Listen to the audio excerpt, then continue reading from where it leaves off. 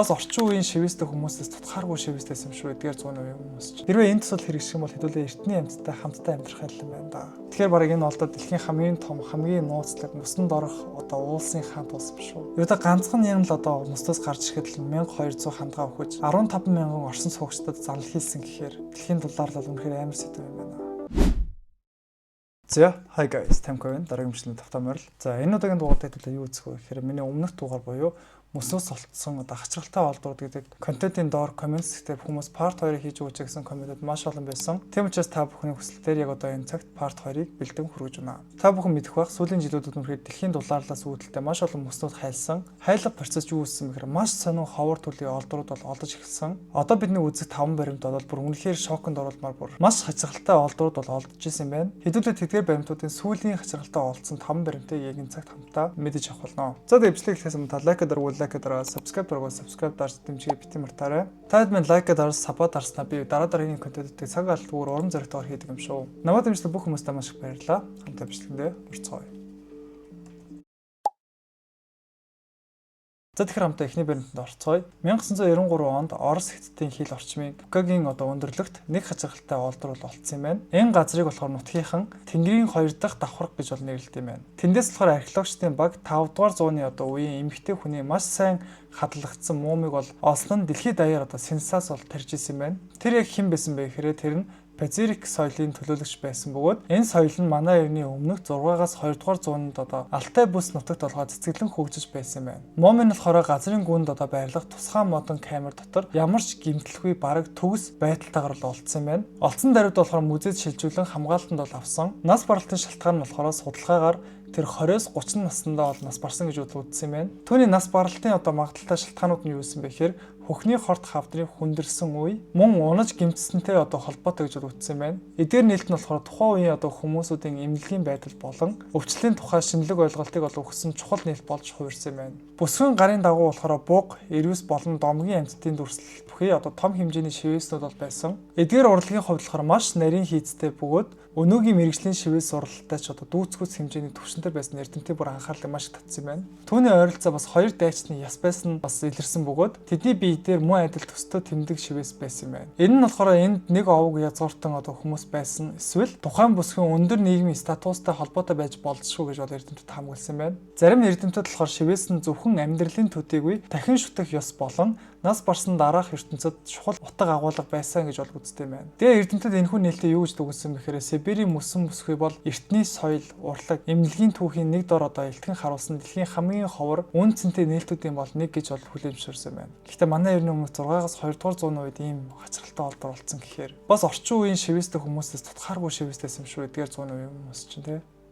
За тэгэхээр дараагийн баримт. Хойд Оросын анчид Мамотын соёыг хайж явах үедээ нэгэн юр бүсийн олдортой таарж тэрхүү олдор нь болохоор шинжлэх ухаан дахин том сенсацыг авчирсан юм байна. Тэд голын эрэг дээрх хөрсөнд эртний нохойн төгс бүтэн хамар цухууж байгааг анзааран энэхүү олдорыг олж эхэлсэн. Эдгээр мөсөнд хадгалагдсан гүлгнүүд нь болохоор арьс, үс, доторх хэрэгтэн болон бүгд бүтээр хадгалагдаж байсан маш хачиргалтай байсан. Иймсэн хадгалагдсан тэднийг Сибирийн Якут бүсийн лабораторид өндөр наривчлаа судалсны эцэст тэрхүү судалгаагаар болохоор ойролцоогоор 12,460 жилийн настай болох нь тогтоогдсон юм байна. Энэ олдор мөслөхийн үеийн нохойн гарал, амьдралын хэм маяг, мөн хүн амьтдын эртний харилцааг ойлгоход том түлхүүц болсон олдороор тооцогдсон юм байна. Тэдгээр амьтдын өгсөн шалтгаан юу байсан бэ гэхээр урьдчилан шинжилгээгээр түлэгдсэн шинж тэмдэг бол илэрсэн байна. Энэ нь тэдний өвхөлд хүмүүсийн оролцоо байсан байж болзошгүй гэдгийг илтгэдэг юм байна. Тэд болохоор тухайн үеийн амьтдын амьдрал нохоо гэршүүлэх үйл явцын ихэнх үеийн нэгэн хэсэг байж болзошгүй гэж хамгаалсан. Тэгээ болоогүйд маш сонирхолтой бас дахин олдор олдсон. Тэрний үг хэрэг гүлгний дотоод эрхтнээс нь болохоор модны мөчөр өвс олдсон юм байна. Энэхүү олдроос үүдэн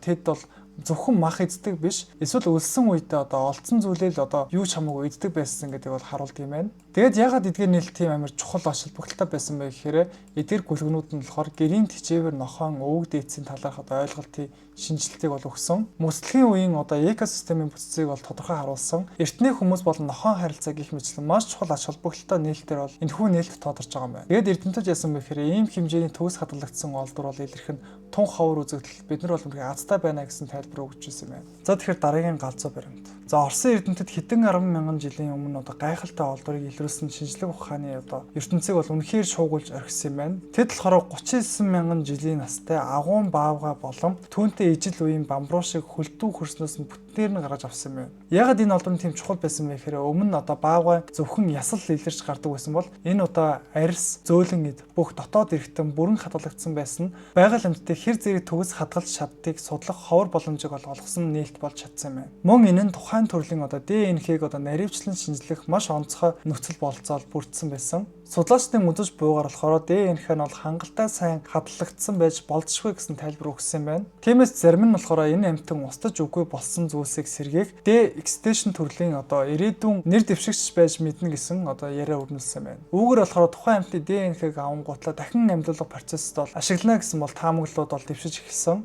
Гэхдээ энэ тухай албан ёсны шийдвэр гараагүй, шинжлэх ухааны маргалдан үргэлжилсээр байгаа юм байна. Агуун баавга ямар амьтан байсан бэ гэхээр 300,000 жилээс 15,000 жилийн өмнө Евро-Азийн уудам нутагт амьдарч байсан. Хэмжээгээр болохоор хүрэн баавгаас ч том хүчрэг бүтцтэй байдаг. Тэдний устж үгүй болсон шалтгаан нь цаг уурын огцон мөөчлөлт болон анжтын дарамтаас болсон гэж тайлбарлалтай байна. Яаж ингэтэл нь сайхан хадгалсан бэ гэхээр тэднийг хутсан зөөлөн эдийг муудахаас хамгаалж орчны нөхцөлийг доктортой барьж баавгаг яг нас барсан мөчтөд нь цаг хугацаанд түгдсэн мэт хадгалсан юм байна. Ийм төвчний хадгалалт болохоор бараг археологт тун ховор бараг тохиолдолгүй гэмээр азтай олдвраар тооцогдсон юм байна. Гэхдээ нэр энэ амьтны ДНХ нь хадгалагдсан бол дахин амьлуулах боломжтой гэсэн үг шүү дээ. Хэрвээ энэ төсөл хэрэгжих юм бол хэдүүлээ эртний амьттай хамтдаа амьдрах юм байна да. Бос сонирхолтой юу? Энэ удаагийн спонсор Cover Brand хамтран ажиллаж байна. Хэрвээ та хоолныхаа дараа эсвэл хоолтойгоо холж яадаг хараахан бүтээгдэхүүнээ сонгоогүй байвал Cover Brand нь органик жимсээр хийдэг маш олон төрлөөр борлуулж байгаа юм байна. Та ойрхон байгаа дэлгүүрээсээ худалдаж авч хэрэглээд нүүцээрэй.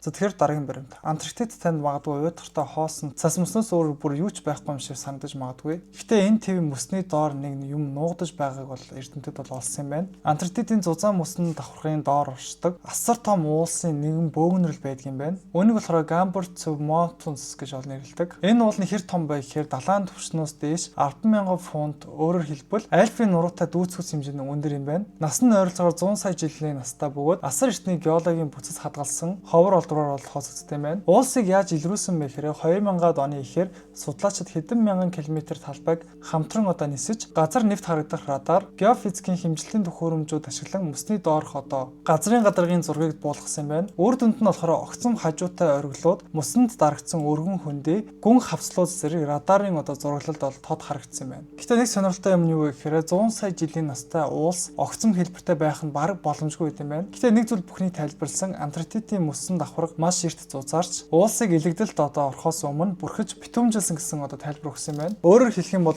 мөс уулсыг цаг хугацаанд нь хамгаалж өнөө хүртэл хэлбэрийг алдагдaltaгүйгээр хадгалсан юм байна. Энэ уулсыг одоогоор хүн бол нүдээр хараагүй. Учир нь бүхэлдээ 1 милийн зузаан мөсөн давхаргын доор нуугдаж оршдог. Хэрвээ Антарктидын мөс хайлах юм бол эдгээр уулс твийн хамгийн сүрлэг ориглуудын нэг болох нь баттай юм байна. Тэгэхээр бараг энэ бол дэлхийн хамгийн том, хамгийн нууцлаг мөсөнд орох уулсын хаант уулс юм шүү.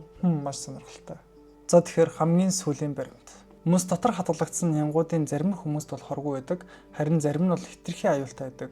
Зарим нянгууд нь зөвхөн хөрсөнд бус үхсэн амьтдын биед эсвэл мөсөн давхаргад байдаг. Тэнд л яг 1000 жил амьдарсаар ирсэн байдаг. Харин 2016 онд дэлхийн дулаарлын улмаас олон 10 жилийн өмнө үхсэн нэгэн хандгаан цогцсонд хайлж ил гарсан аимшигтай явдал болсон юм байна. Тэр хандгаан дотор байсан нян нь болохоор амилж халдвар тархаж эхэлсэн. Хайлж гарсан тэр нян нь яасан бэ гэхээр ойролцоох 1200-аад хандгааг устгаж 15,000 орсон суугчдын дунд халдвар тархах нөхцөлийг бүрдүүлсэн юм байна. Энэхүү олдвор нь яасан бэ гэхээр хитрхи мөсний доороос хамаагүй юм олж болохгүй байна гэсэн эрдэмтдийн айцыг төрүүлсэн олдвороор тооцогдсон юм байна. Мөсөнд орох нянгууд нь болохоор хэдэн зуун, зарим тохиолдолд бүр хэдэн мянган жил бүр амьд орших чадвартай байдаг. Эдгээр маш эртний учраас бидний дархлааны тогтолцоо танигддаггүй, эсэргүүцэх чадвар бараг байхгүй. Хэрвээ энэ чигээр дэлхийн дулаалал хэрвээ үргэлжилсээр явах юм бол юу тохиолдох вэ гэхээр мөс хайлаж илүү олон эртний нянгууд гарч ирснээр одоо дэлхийн ертөнцид нэлээд том занал хийл ирнэ гэж бол эрдэмтдийн айцыг бас төрүүлсээр байгаа юм байна. Тэрөө мөс үргэлжлэн хайлсаар байх юм бол олон жилийн настай болон эмзэг нянгууд дахин дэлхийгээр тарах аюултай гэж эрдэмтэд дүн шинжилгээ хийсэн юм байна. Гэхдээ нэрийн гэсэл дэлхийн дулааллын чигээр эрчимтэй явсаар байх юм бол яг үүн шиг хүн төрөлхтний занал хийсэн маш олон нянгууд гарч ирнэ гэсэн үг шүү дээ. Юу да ганцхан ням л одоо мөстөөс гарч ирэхэд л 1200 хандгаа өгөж 15,000 орсон суугчдад занал хийсэн гэхээр дэлхийн дулаалал бол үнэхээр амар сэдв юм байна. За тэгээд энэ хүрээ дугаар маань өндөрлөж байна. Тэгэхээр та бүхэн таалагдсан бол лайк дараад subscribe дарж дэмжихээ бити мартаарай. За тэгээд дараагийн контентээр таад маань ямар төрлийн контент үсэх хүсэж байна? Comments дээр заавал бичиж үлдээгээрэй. За тэгээд дараагийн контентоор уулзцгаая. Нэрээ дараагийн контент maybe special дугаар байх болно шүү. Тэгэхээр лайк дараад сабаа дараад хүлээж аваарай. Yeah.